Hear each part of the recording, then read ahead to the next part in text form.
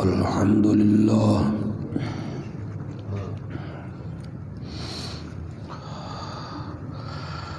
الحمد لله نحمده ونستعينه ونستغفره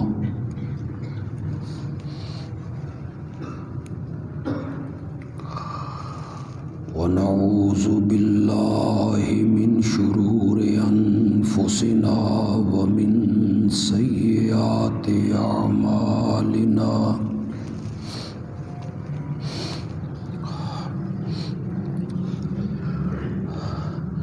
من يهده الله فلا مضل له ومن يضلله فلا هادي له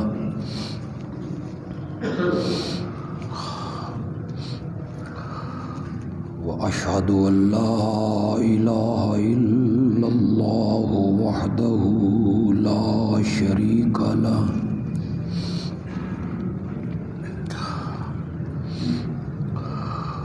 وأشهد أن محمدًا عبده ورسوله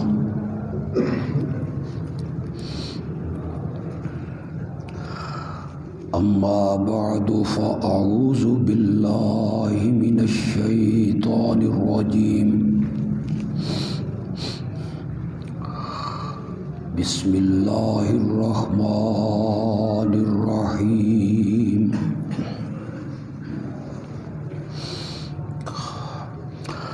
سبح لله ما في السماوات وما في الأرض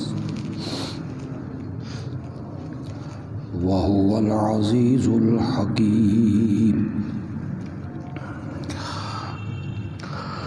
يا أيها الذين آمنوا لم تقولون ما لا تفعلون كبر مقتا عند الله أن تقولوا ما لا تفعلون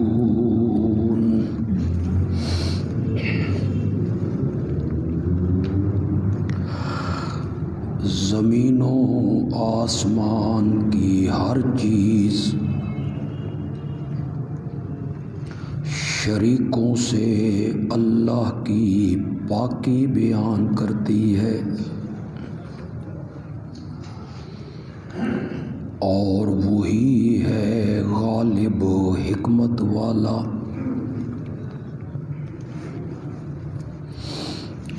اے ایمان والو،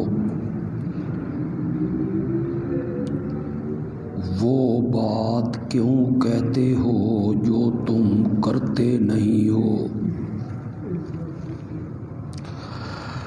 اللہ کے ہاں بڑے غضب اور غصے کی بات ہے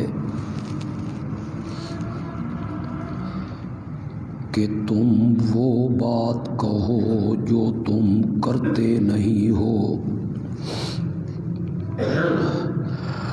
اللہم صلی علی محمد وعلی آل محمد کما صلیت علی ابراہیم وعلی آل ابراہیم انک حمید مجید۔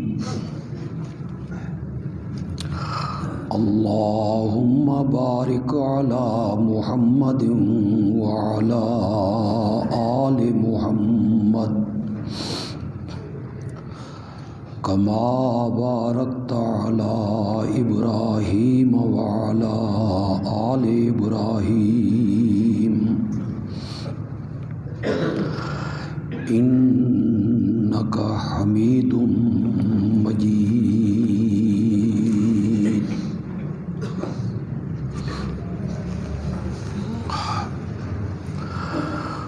ہمارے جمعے کے خطبات کا موضوع اور عنوان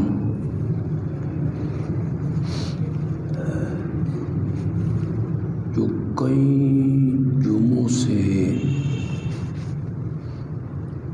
بیان ہو رہا ہے وہ ہے سیرت النبی صلی اللہ علیہ وسلم کا سب سے اہم پہلو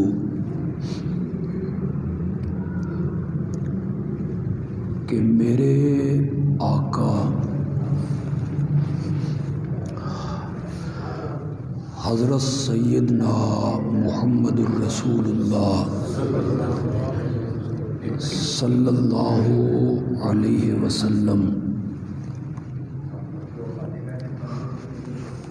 امت کو جو حکم دیتے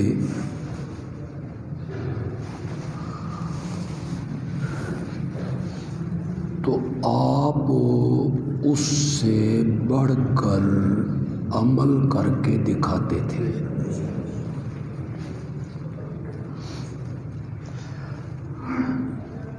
اس سلسلہ میں میں نے نماز کا ذکر کیا، روزوں کا ذکر کیا، پچھلے خطبے میں زکوٰۃ کا ذکر ہوا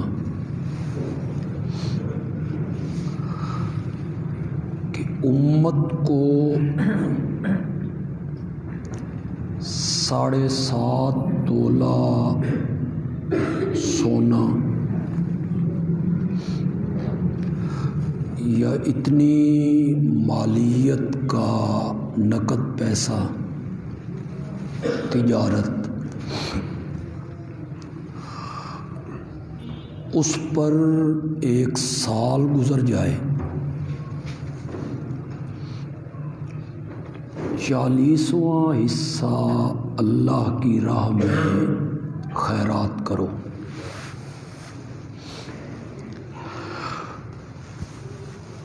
مگر آپ نے اپنے گھر میں کچھ بھی نہیں رکھا، جو کچھ آتا گیا وہ اللہ کی راہ میں خرچ ہوتا گیا۔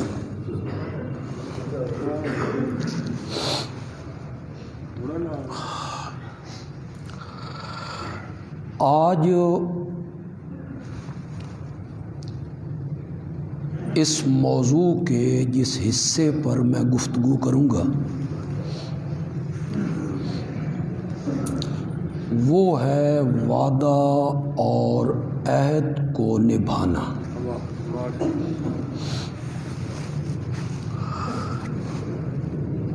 جسے قرآن نے جگہ جگہ بیان کیا ہے، یا ایھا الذین آمنوا اوفوا بالعقود، اے ایمان والو اپنے عقد و پیمان کو، عہد کو، وعدوں کو پورا کرو۔ ایک وعدہ وہ ہے جو ایک مسلمان اپنے اللہ سے باندھتا ہے۔ اسلام قبول کیا تو یہ عہد کیا کہ میں آئندہ اپنی پوری زندگی تیرے احکام کے مطابق گزاروں گا۔ اس وعدے کو بھی پورا کرو۔ تم نے اسلام قبول کرتے ہوئے یہ وعدہ کیا کہ میرے ہر حکم کو تم مانو گے، میری حلال کردہ چیزوں کو حلال سمجھو گے، حرام کردہ چیزوں کو حرام سمجھو گے، تو یہ وعدہ عہد و پیمان جو تم نے مجھ سے باندھ رکھا ہے اسے پورا کرو۔ اور اس کا ایک معنی یہ بھی ہے کہ ایک انسان جو دوسرے انسان سے عہد کرتا ہے، وعدہ کرتا ہے، کوئی معاہدہ کرتا ہے، تو اے مسلمانوں تم اس معاہدے کو، عہد کو، اقرار کو کیا کرو؟ پورا کرو۔ یہ جگہ جگہ میں کتنی آیتیں آپ کے سامنے پڑھتا چلا جاؤں۔ سورۃ مومنون 18ویں پارے کی ابتدا میں اللہ نے کہا قد افلح المؤمنون، مومن کامیاب ہو گئے۔ پھر اللہ نے مومنوں کی صفات کا ذکر کیا۔ یہ مومن کون ہے؟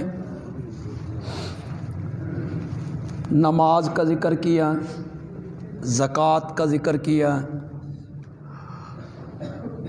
پاک دامنی کا ذکر کیا،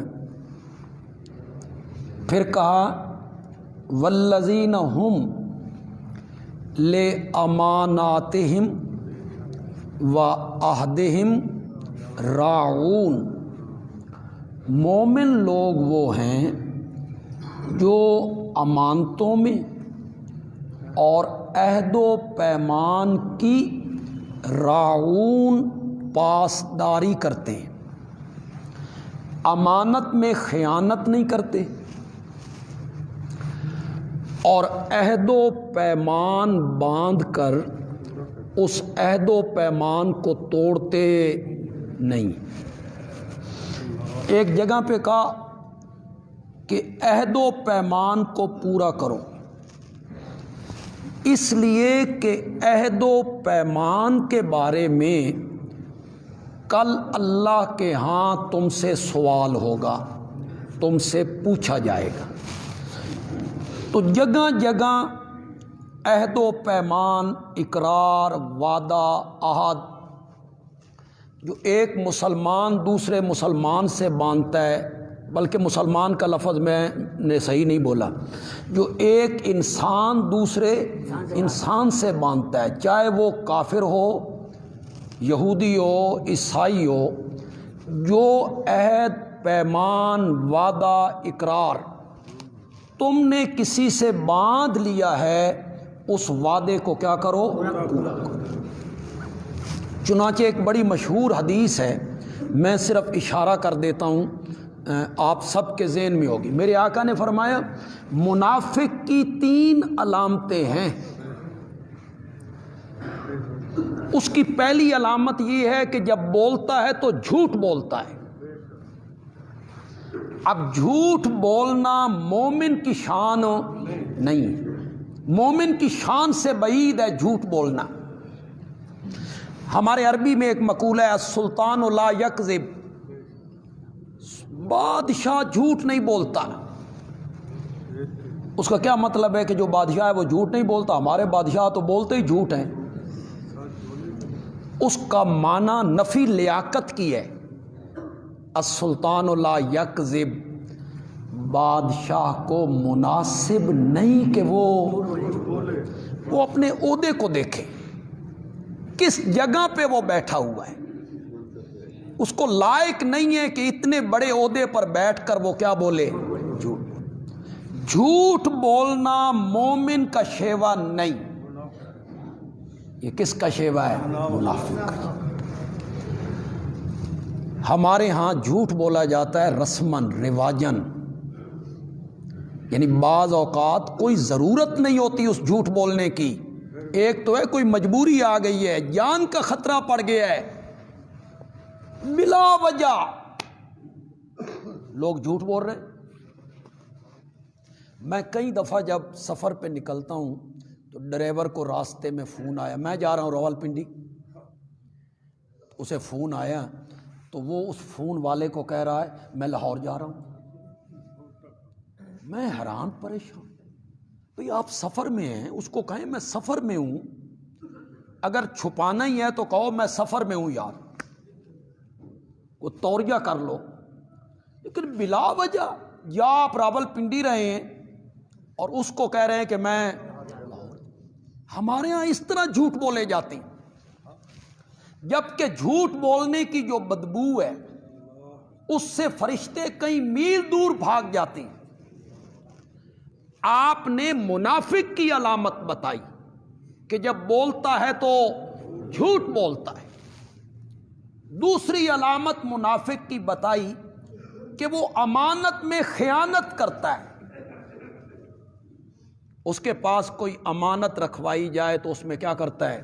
خیانت کرتا ہے۔ ہم سب کو اپنے گریبان میں جھانکنا چاہیے، مجھے بھی آپ کو بھی، کہ کیا ہم امانتوں میں دیانت سے کام لیتے ہیں؟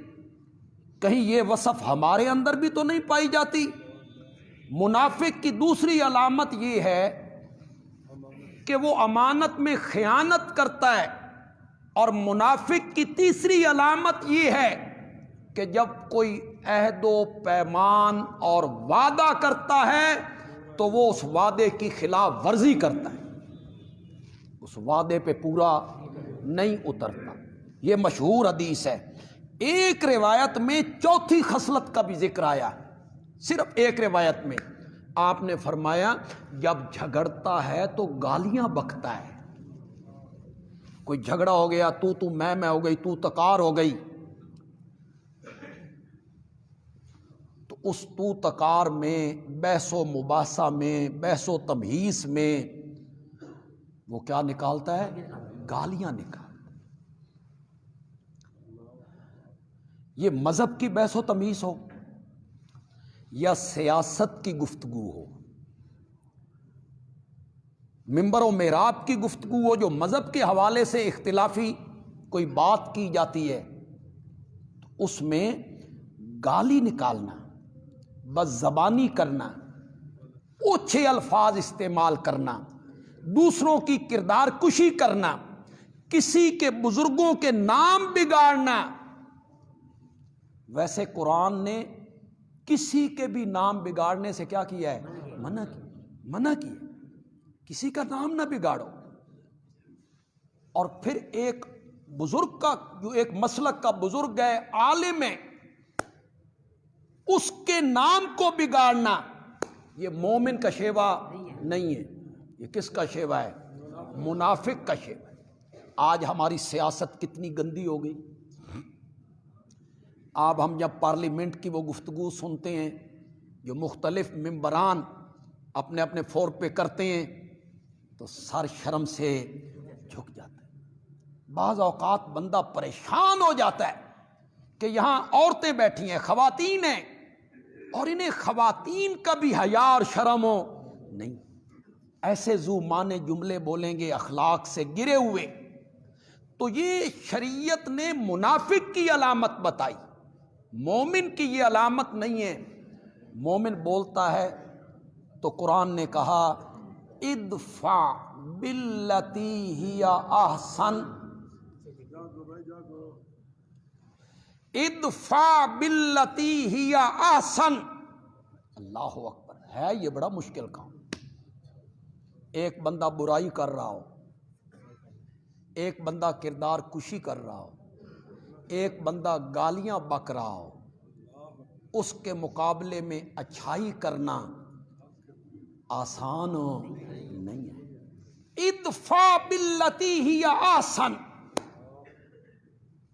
قرآن نے اپنے نبی کو حکم دیا کہ برائی کا بدلہ بھی کس سے دو؟ اچھائی سے۔ گالیوں کا جواب گالیاں نہیں ہوتا، بلکہ اچھے الفاظ سے ان کو جواب دو۔ تمہارے دلائل جو ہوں وہ مضبوط ہونے چاہیے۔ ادع الی سبیل ربک بالحکمت والموعظۃ الحسنہ، حکمت کا معنی ہے مضبوط دلائل، موعظۃ الحسنہ کا معنی ہے کہ داعی جو منبر پہ بیٹھا ہوا ہے اس کے دل میں سامعین کے بارے میں شفقت کا جذبہ، اس کے دل میں شفقت کا جذبہ، کہ میں نے کوئی بات سمجھانی ہے، اللہ کرے یہ بات سمجھ۔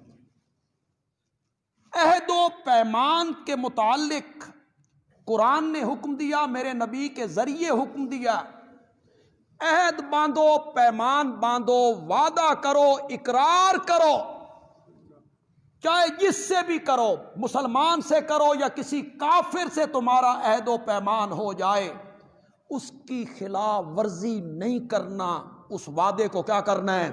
پورا کرنا۔ وعدے کی خلاف ورزی کرنا مومن کی شان نہیں، یہ منافق کا وتیرہ ہے۔ آج باتیں بہت ہوتی ہیں، حقوق کی باتیں بھی لوگ بڑی کرتے ہیں، حقوق انسانی، لیکن جب عمل کا وقت آتا ہے کرتا ہے کوئی عمل؟ باتیں تو بڑی ہوتی ہیں، جمہوریت، اکثریت، جمہوریت، اکثریت، جس طرف اکثریت ہو جائے ان کو اقتدار دیا جائے۔ اور جب الجزائر میں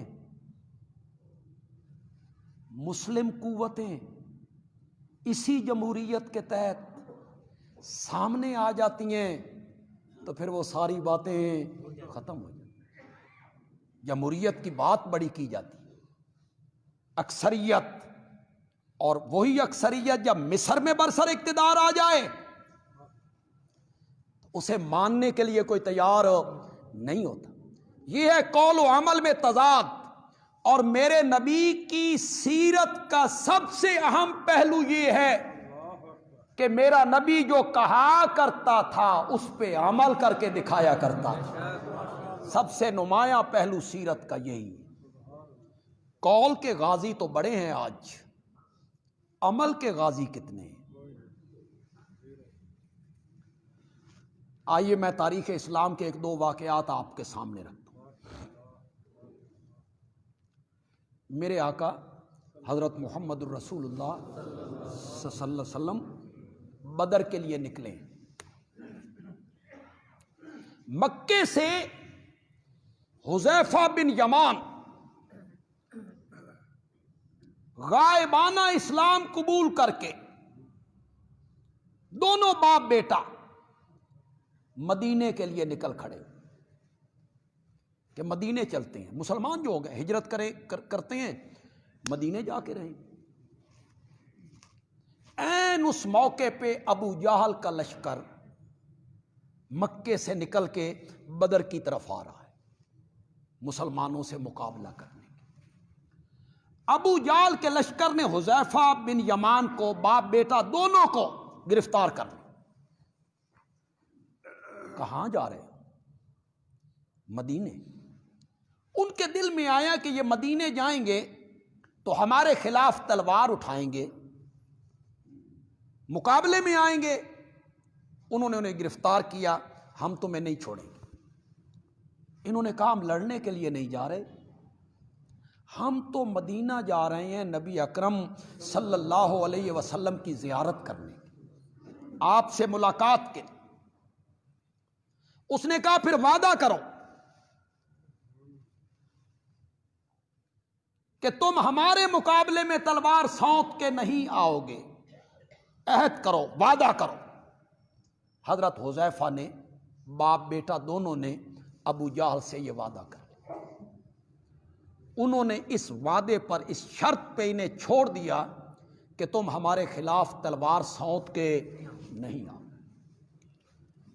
یہ جب مدینہ کے قریب آئے اور نبی اکرم صلی اللہ علیہ وسلم سے ملاقات ہوئی تو وہ تو جنگ کے لیے نکل کھڑے ہوئے تھے۔ اب ایک منٹ کے لیے تصور کرو، جنگ کون سی ہے؟ بدر، جس کے متعلق میرے نبی نے فرمایا اللہ نے بدر کے میرے 313 صحابہ کو جھانک کے دیکھا اور پھر فیصلہ کیا، اعملوا ما شئتم قد غفرت لکم، جو دل میں آئے کرتے رہو، میں نے تمہیں معاف کر دیا، میں نے تمہیں معاف کر دیا۔ جنت ان کے لیے واجب ہو گئی۔ 1,00,000 سے زائد صحابہ میں مرتبے اور مقام میں سب سے اعلیٰ اور افضل یہی 313 ہیں جو بدر میں شریک ہوئے.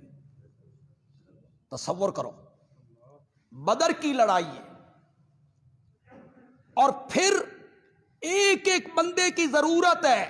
یہ اقلیت میں ہیں، 313 ہیں. ان کے پاس صرف 8 تلواریں ہیں.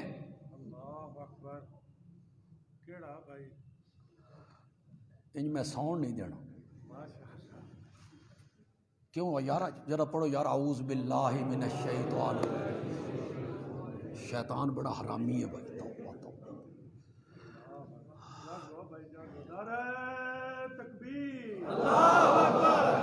وہ اصل آپ کے سونے سے نا تھوڑا سا میرا نہیں تو آنکھوں میں بھی بزرگوں دوستوں والی تقریر شروع کراں. وقت پاس کریے. آپ ذرا میری طرف توجہ رکھیں گے تو انشاءاللہ نیند نہیں آئے گی. انشاءاللہ توجہ میری طرف رکھیں. ایک ایک بندے کی ضرورت ہے. یہ صرف 313 ہے. ان کے پاس صرف 8 تلواریں ہیں، صرف 70 اونٹ ہیں. سواریاں نہیں، تلواریں نہیں، ڈھالیں نہیں، تیر نہیں، اسلحہ نہیں. انہیں ایک ایک آدمی کی ضرورت ہے. پھر بدر کی لڑائی ہے. پھر عہد و پیمان بھی کسی مومن سے نہیں ہوا. وہ جو اسلام کا سب سے بڑا دشمن تھا ابو جہل، عہد و پیمان بھی اس سے ہوا. حذیفہ بار بار کہتے ہیں یا رسول اللہ ہمیں محروم نہ کیجئے. یہ معاہدہ ڈر کے ہوا تھا، یہ اقرار خوف کی وجہ سے ہوا تھا، یہ عہد و پیمان جان بچانے کے لیے ہوا تھا. اور میرا نبی کہتا ہے کہ نہیں، جو عہد و پیمان تم نے ابو جہل سے کیا ہے محمد بھی اس کی پاسداری کرے. یہ ہے سیرت کا سب سے اہم پہلو کہ جو عہد و پیمان باندھا گیا اس پر میرے نبی نے عمل کر کے دکھایا. عہد کی خلاف ورزی نہیں کرنی. ایک اور واقعہ رکھتا ہوں آپ کے سامنے. خیبر کا محاصرہ کر لیا ہے میرے نبی نے. یہود خیبر کے اندر ہیں، قلعے کے اندر ہیں، اور مسلمان قلعے کے باہر ہیں. محاصرہ کر رکھا ہے مسلمانوں نے. یہودیوں کا ایک چرواہا جو کرائے پر بکریاں چراتا ہے، مختلف لوگوں کی بکریاں وہ چرانے کے لیے لے جاتا ہے.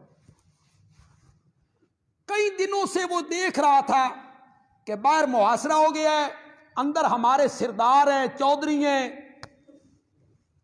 اس کے دل میں آیا کہ یہ مدینے سے چل کے خیبر کا محاصرہ کرنے کے لیے جو آیا ہے، چل کے دیکھتے تو ہیں ہے کون. یہ اس دن بکریوں کو ہانکتا ہوا ادھر آ گیا جدھر مسلمان ہیں. اس نے پوچھا تمہارا سربراہ کون ہے؟ وہ محمد عربی صلی اللہ علیہ وسلم کہاں ہیں؟ صحابہ نے کہا وہ خیمہ دیکھ رہے ہو؟ اس خیمے میں. تو حیران ہو گئے. ہمارے سرداروں کو للکارنے والا، مدینے سے لشکر کشی کرنے والا، ایک معمولی خیمے میں نبی پاک تو مختصر سا خیمہ گاڑ لیتے تھے.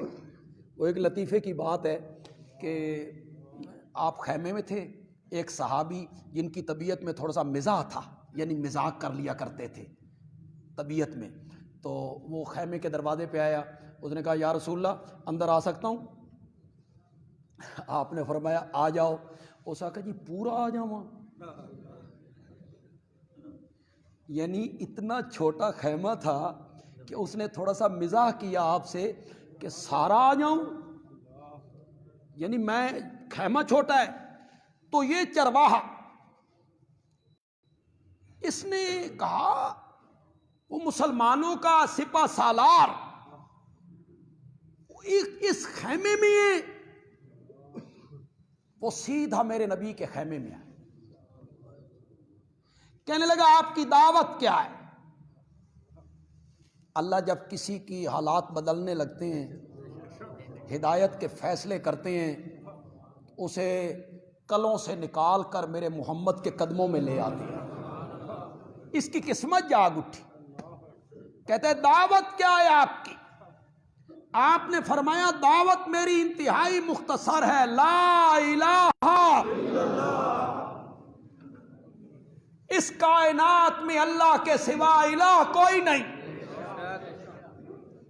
معبود کوئی نہیں، کوئی ایسا نہیں جس کی عبادت کی جائے، کسی میں یہ وصف نہیں کہ وہ کسی کی غائبانہ پکار سن سکے، کسی کی یہ صفت نہیں کہ وہ مشکل حل کر سکے، حاجت پوری کر سکے، نفع نقصان اس کے ہاتھ میں ہو، وہ اس کے حالات سے واقف ہو، یا وہ سجدے کے لائق ہو، یا وہ نظر و نیاز کے لائق ہو۔ یہ ساری صفتیں، خوبیاں اور کمال اور اوصاف صرف عرش والے کے لیے ہیں۔ لا الہ الا اللہ۔ آپ کہ میں اللہ کا نبی ہوں،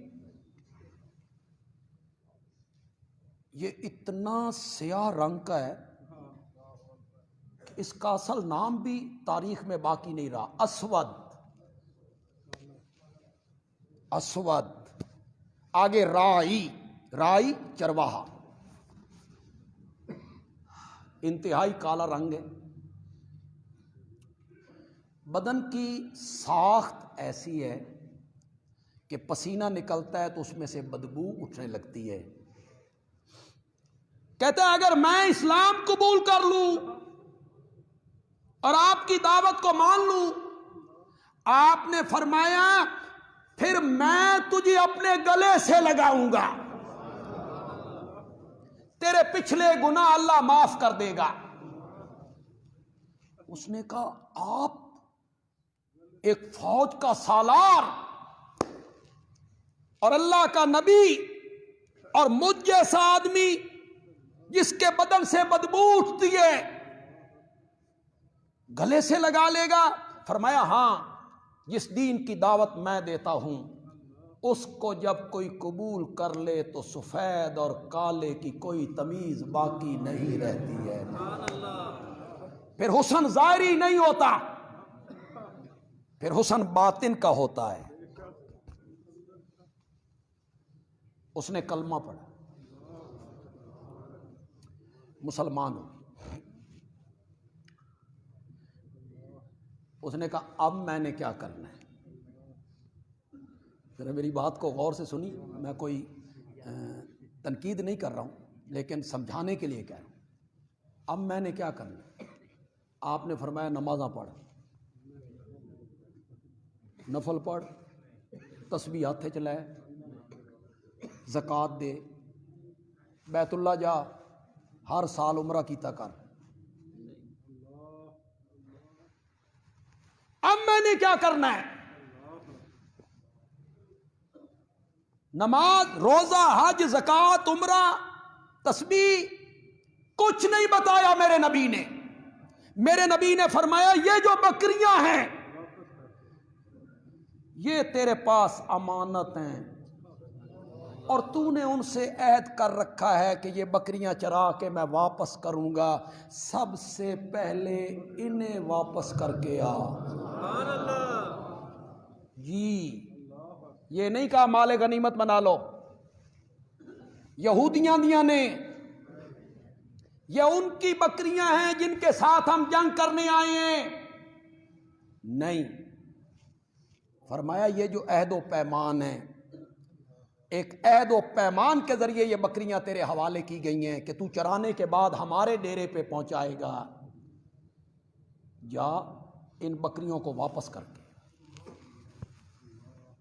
پھر وہ آیا کہنے لگا آپ فرمایا نا نماز کا وقت ہے، اب تو ایک ہی وقت ہے اور وہ جہاد کا وقت ہے۔ اللہ کی راہ میں لڑتے لڑتے شہید ہو گیا۔ آپ کی عادت مبارک تھی کہ جب جنگ تھم جاتی تو آپ اس میدان کا معائنہ کرتے، زخمیوں کو دیکھتے، شہداء کو دیکھتے۔ اس کے اوپر صحابہ جمع ہیں، خسر پھسر ہو رہی ہے، ساڈے بچوں تے نہیں، ہم تو اس کو نہیں پہچانتے، یہ شہید ہونے والا کون ہے؟ میرے آقا پہنچے، فرمایا تم نہیں جانتے ہو، میں جانتا ہوں، یہ اسود رائی ہے، اور رب نے اس کو تسنیم و کوثر سے غسل دیا ہے، تسنیم و کوثر سے غسل دیا ہے، اور اس کا چہرہ 14ویں کی چاند کی طرح چمک اٹھا ہے۔ میرے نبی نے جو کہا کر کے دکھایا۔ میرے نبی نے کہا وعدہ کرو تو کیا کرو؟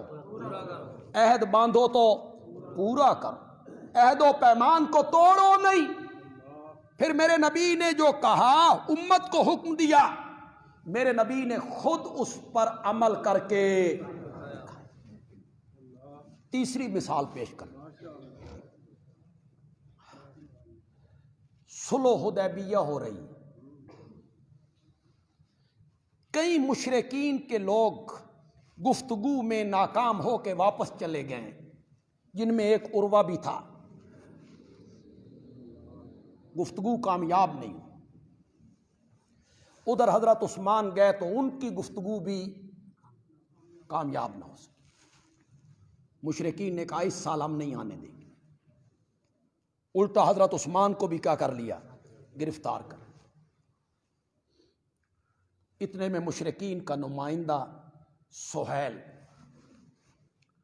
آتا ہوا دکھائی دیا۔ تو سہیل تصغیر ہے سہل کی، سہل عربی میں کہتے ہیں آسانی کو، اور سہیل کہتے ہیں تھوڑی سی آسانی، تصغیر ہو گئی نا، تھوڑی سی آسانی۔ تو میرے آقا نے سہیل کو دیکھا تو فرمایا مطمئن ہو جاؤ، ہن آسانی دے اوقات آن لگے نے۔ اس کے نام سے آپ نے اخذ کیا، کچھ اب حالات بہتر ہو جائیں گے۔ سہیل آئے، گفتگو ہوئی، گفتگو میں جو شکیں لکھی گئیں وہ بڑی عجیب تھی، بازار بڑی عجیب تھی۔ تمہارا کوئی مسلمان مدینے سے بھاگ کے مکے آیا تو ہم واپس نہیں کریں گے، ہم واپس نہیں کریں گے۔ ہمارے مکے سے کوئی بندہ بھاگ کے مدینے گیا نا تو تمہیں واپس، آج بھی ذرا سوچو، یہ برابری کی شرط ہے؟ یہ تو برابری کی شرط نہیں۔ اس سال بغیر عمرہ کیے واپس چلے جاؤ، اگلے سال آؤ، 3 دن کے لیے مکے میں رہو، تلواریں نیام میں ہوں گی، اس سال چلے جاؤ۔ 10 سالوں کے لیے جنگ بندی ہو گئی، 10 سال ہماری آپس میں جنگ نہیں ہوگی۔ صحابہ بڑے پریشان، یہ دب کے سلو کیوں ہو رہی ہے؟ یہ شرائط کیوں؟ ہم مکے نہیں جا سکتے؟ یہ 1400 ہیں، یہ تو 313 تھے، انہوں نے ابو جہل کے لشکر کا منہ پھیر کے رکھ دیا تھا، آج تو یہ 1400 ہیں۔ مشرکین مکہ کی کوئی کمک بھی نہیں پہنچ سکتی، آج یہ چڑھائی کرنے کون روکنے والا ہے؟ صحابہ پریشان ہیں، لیکن جس جگہ پہ نظر پہنچتی تھی نبوت کی، وہاں صحابہ کی نظر نہیں۔ 10 سال کے لیے مطمئن ہو گئے، ان 10 سالوں میں دعوت و تبلیغ کا کام شروع ہو گیا، مختلف حکمرانوں کو خط میرے نبی نے لکھے، آگے سنو کہ جو تمہارا بندہ آئے گا ہم واپس نہیں کریں گے، اس شک کا کیا حشر ہوا وہ میں تمہیں بتاتا ہوں۔ یہ عام لوگوں کو پتہ نہ چلا، وہاں نظر نہیں پہنچی، نظر نہیں پہنچی۔ حضرت عمر رضی اللہ تعالیٰ عنہ جوش میں ہیں، یا رسول اللہ اسی سچے نہیں؟ فرمایا بالکل۔ آپ اللہ کے رسول سچے نہیں؟ بالکل۔ پھر دب کے سلو کیوں؟ آپ نے ایک جملہ کہا، میں اللہ کا نبی ہوں، اس کی نافرمانی نہیں کر سکتا۔ اب بتانا یہ چاہتے ہیں کہ یہ سب کچھ کس کے حکم سے ہو رہا ہے؟ ہاں، صحابہ میں ایک شخص ہے جس کی نظر وہاں پہنچی جہاں نبوت کی نظر پہنچی ہے، اور وہ سیدنا صدیق اکبر ہے رضی اللہ تعالی۔ حضرت عمر یہاں سے نکل کے حضرت ابوبکر کے پاس گئے، یار اسی سچے نہیں؟ کہ کیوں نہیں؟ کیا آپ اللہ کے برحق نبی نہیں؟ کہ کیوں نہیں؟ پھر دب کے سلو کیوں؟ حضرت ابوبکر نے کہا وہ اللہ کے نبی ہیں۔ میرے نبی نے کیا جواب دیا تھا؟ میں اللہ کا۔ ابوبکر کیا کہتے ہیں؟ وہ اللہ کے نبی ہیں، وہ وہی کرتے ہیں جو عرش والا کہتا ہے۔ وہی جواب جو میرے نبی نے دیا، وہی جواب سیدنا صدیق اکبر نے دیا۔ صحابہ اتنے پریشان تھے کہ جب واپسی کا ارادہ ہوا، معاہدہ ہو گیا، تو آپ نے فرمایا جانور ذبح کرو، احرام کھولنا ہے، چٹی تو بھرنی ہے کہ ہم پہنچ نہیں سکے، احرام کھولنے کے لیے جانور اپنے ذبح کرو۔ صحابہ چپ، کوئی ذبح نہیں کرتا، کوئی ذبح کیوں؟ صحابہ کے دل میں ابھی تک یہ بات آ رہی ہے، شاید ہو جائے، شاید کوئی راستہ نکلے۔ کسی نے ذبح نہیں کیا۔ میرے آقا خیمے میں آئے، میری ماں حضرت ام سلمہ رضی اللہ تعالیٰ ان سے ذکر کیا، ام سلمہ بڑی عجیب گل ہوئی ہے، میں نے کہا آپ نے جانور ذبح کر دو، کسی نے ذبح نہیں کیے۔ ام سلمہ نے ایک تدبیر بتائی۔ کیا بات ہے؟ ام سلمہ نے کہا یا رسول اللہ آپ باہر نکلیں، سب لوگوں کے سامنے آپ خود جانور ذبح کریں، پھر دیکھیں۔ جب آپ نے جانور ذبح کیا، اب صحابہ کو یقین ہو گیا آگے جانے کا راستہ ختم ہے، تو سب نے اپنے اپنے جانور ذبح کر۔ مکے سے جو مسلمان بھاگ کے مدینے جائے گا واپس کرنا ہوگا۔ ابھی یہ معاہدہ لکھا جا رہا ہے،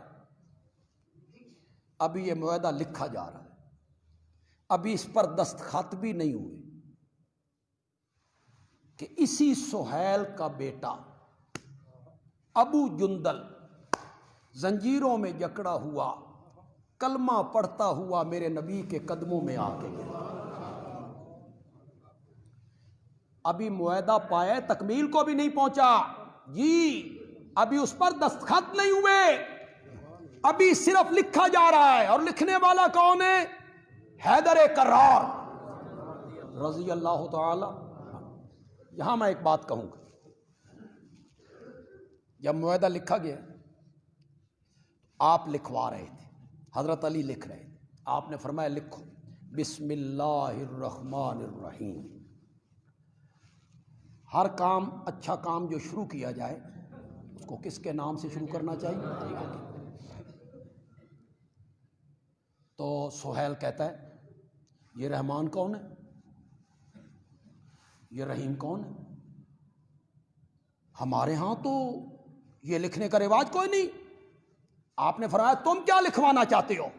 اس نے کہا بِاسْمِكَ اللہم، بِاسْمِكَ اللہم، اے اللہ تیرے نام کے ساتھ۔ آپ نے حضرت علی سے کہا وہ کاٹ دے، یہی لکھ دے۔ مطلب تو یہی، اس کا بھی اسی کا تھا، اللہ کے نام سے صرف رحمان رحیم ہی ختم کرنا تھا نا، صرف رحمان رحیم ہی مٹانا تھا نا، لکھ دے بے اسمے کا اللہم، حضرت علی نے لکھ دی، لکھ ھذا ما قضا علیہ محمد الرسول اللہ،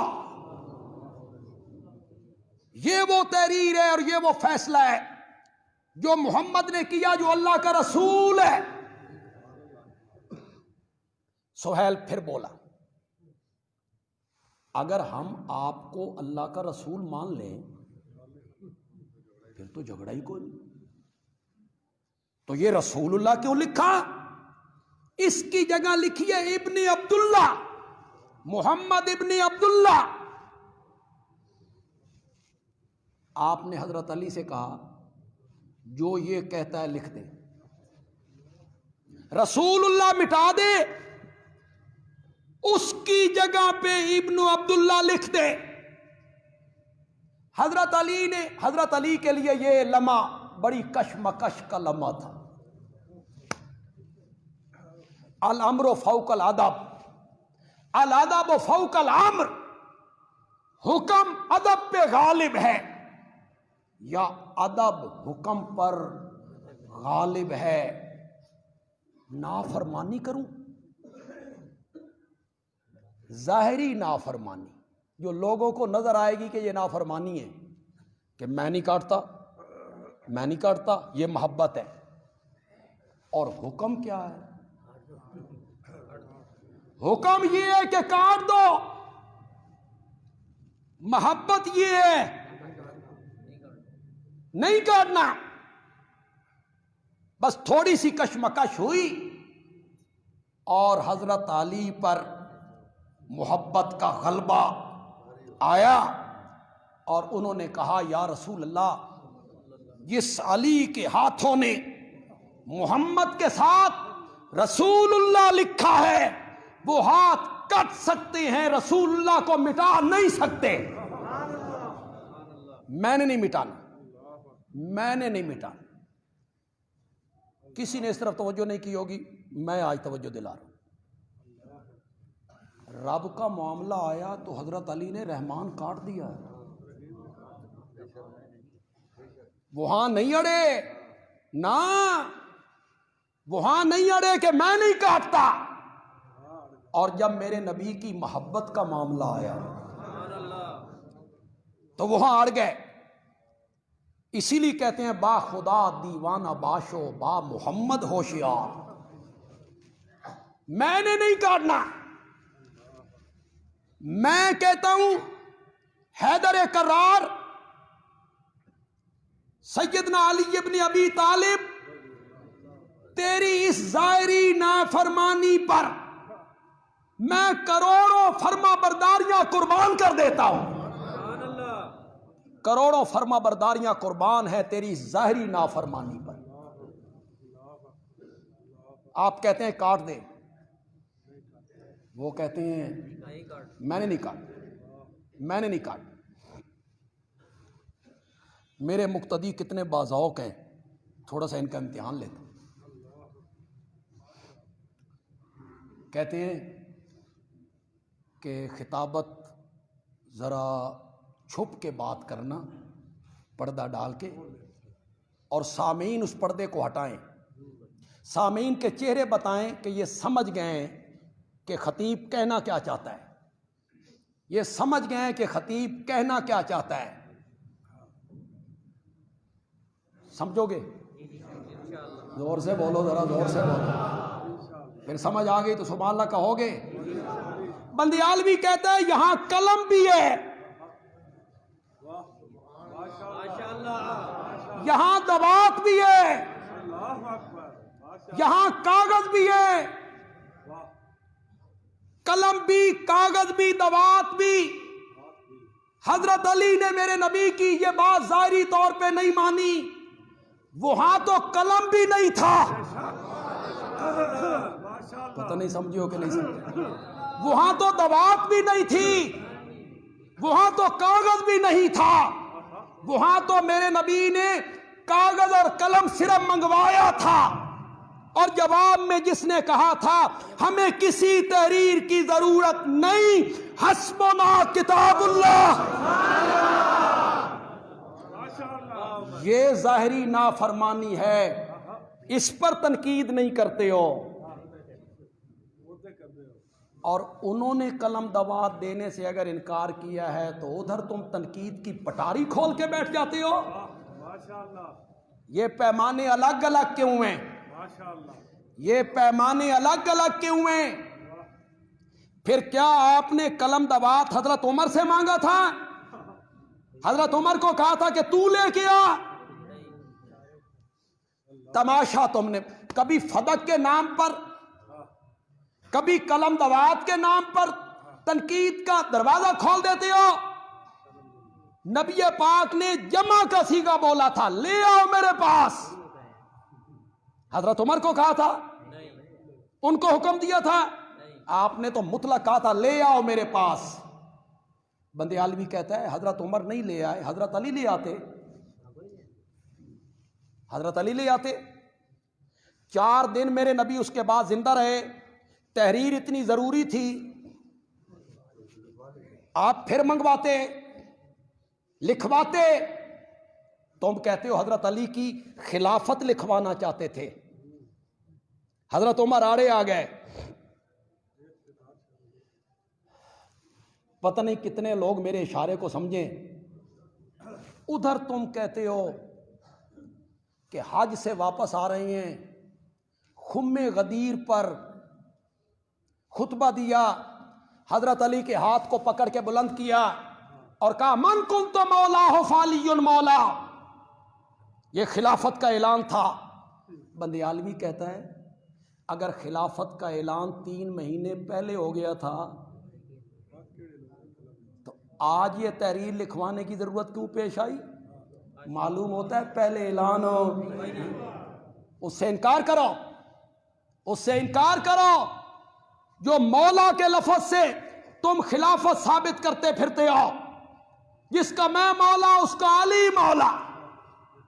عام میں جو عربی جاننے والے لوگ ہیں یہ شدھ بدھ رکھتے ہیں، کسی لغت کی کتاب نے مولا کا معنی خلیفہ لکھا ہے؟ کسی کتاب میں مولا کا معنی امام؟ مولا کے لفظ سے خلافت، مولا کے لفظ سے امامت، مولا کے لفظ سے جانشینی۔ بندی عالوی کہتا ہے خلافتاں، خلافتاں من کن تو مولا ہو فعلی مولا، انہاں نال ثابت نہیں ہوندیاں، خلافت ثابت ہوتی ہے۔ مرو ابا بکر فلیصلی بالناس، ابو بکر کو کہو میرے مصلی پہ کھڑے ہو کے لوگوں کو نماز پڑھائے۔ خلافت اس طرح ثابت ہوتی ہے، امامت اس طرح ثابت ہوتی ہے۔ ابو جندل جکڑا ہوا زنجیروں میں میرے نبی کے قدموں میں آ گیا، اس نے اپنے زخم دکھائے، مجھے کس طرح تشدد کا نشانہ بنایا گیا۔ سہیل نے کہا اس معاہدے کے تحت اسے واپس کرو۔ آپ نے فرمایا حال تحریر مکمل نہیں ہوئی، اس نے کہا میں نہیں جانتا۔ آپ نے فرمایا حال دستخط نہیں ہوئے، اس نے کہا میں نہیں جانتا۔ اسے واپس کرنا ہوگا اس شک کے تحت۔ اور میرے نبی نے کہا ابو جندل میری مان، تو اپنے باپ کے ساتھ واپس چلا جا، اللہ تیرے لیے آسانی کا راستہ ضرور نکال دے گا۔ میں حیران ہوتا ہوں ابو جندل کی اطاعت رسول پر، کیا بات ہے۔ اس نے کوئی دوسری بات، صحابہ کی طرف دیکھا ضرور، واپس چلا گیا۔ ابو بصیر مکے میں ایک مومن ہے، وہ ہجرت کر کے آ گیا مدینے، پیچھے سے 2 بندے آ گئے، مکے والوں نے بھیجے واپس کرو۔ آپ نے کہا ابو بصیر میں نے معاہدہ کیا ہے اور میں معاہدے کا پابند ہوں، تمہیں واپس جانا ہوگا۔ اس نے کہا یا رسول اللہ جس طرح میں چھوٹ کے آیا ہوں یہ مجھے پتا ہے، آپ پھر مجھے ظالم درندوں کے حوالے کر دیں گے؟ فرمایا میں معاہدے کا پابند ہوں۔ ان دو بندوں کے ساتھ ابو بصیر کو واپس کر دیا۔ راستے میں ایک جگہ پہ رکے، ان میں سے ایک بندے سے ابو بصیر کہتا ہے یار تیری تلوار بڑی خوبصورت ہے، اس کی نیام بھی بڑی خوبصورت ہے، تو ذرا میں دیکھنا چاہتا ہوں۔ اس پاگل نے کہا ویکھ۔ ابو بصیر نے تلوار نکالی، گردن قلم کر دی۔ دوسرا بھاگتا ہوا مدینے آ گیا، یا رسول اللہ میرے ایک بندے نے اس مار چھڑے۔ اتنے میں ابو بصیر بھی آ گئے۔ نبی پاک کی گفتگو سے ابو بصیر نے سمجھا کہ مجھے واپس کریں گے، تو وہ وہاں سے بھاگ کے ساحل سمندر پہ چلا گیا۔ ابو بصیر اس نے وہاں ڈیرا لگا لیا ساحل سمندر پہ۔ ابو جندل کی سنو، ابو جندل کو گرفتار کر کے پھر زنجیروں میں جکڑ کے ایک جگہ پہ بند کر دیا گیا، ایک نگران مقرر کیا۔ ابو جندل نے نگران کو تبلیغ شروع کر دی، وہ بھی مسلمان ہو گیا۔ انہاں دوواں نو پھر قید کر دیتا گیا، ایک تیسرا بندہ مقرر کر دیتا گیا، دوواں نے پھر تبلیغ شروع کی تھی، تیسرا بھی مسلمان ہو گیا۔ ادھر ابو بصیر جو ساحل سمندر پہ آیا نا، تو یہی راستہ تھا مشرکین مکہ کا شام جانے کا تجارت کے لیے۔ ابو بصیر ان کے قافلوں کو روکتا، مال ان سے لے لیتا، انہیں بھگا دیتا۔ ابو بصیر کے پاس ساحل سمندر پہ 300 مسلمان جمع ہو۔ وہ جو مکے میں مسلمان ہوتے تھے مدینے نہیں جاتے تھے، صرف ادھر ابو بصیر کے ڈیرے پہ چلے جاتے۔ ابو بصیر کا ڈیرا ساحل سمندر پہ۔ جب راستے بند ہوئے نا مشرکین کے تو مشرکین نے اپنا ایک وفد میرے نبی کے پاس بھیجا، اے خدا دا نا جی انہوں نے اتھو ہٹاؤ تے مدینے بلاؤ۔ نبی پاک نے فرمایا دیکھا جو شرط انہوں نے لگائی تھی آج اسی شرط سے وہ خود پیچھے ہٹ گئے، کہ جو مسلمان وہاں مکے میں ہوتا وہ بھاگتا ابو بصیر کے پاس آ جاتا۔ میرے عرض کرنے کا مقصد یہ تھا، میری ساری تقریر کا خلاصہ یہ نکلا کہ میرے نبی جو کہتے تھے کر کے دکھاتے۔ میرے نبی نے کہا عہد پورا کرو، وعدے پورے کرو، اقرار پورے کرو، جو عہد کسی سے باندھو چاہے کافر ہی کیوں نہ ہو، عہد و پیمان کی پابندی کرو۔ میرے نبی نے جو کہا تھا وہ میرے نبی نے کر کے دکھایا۔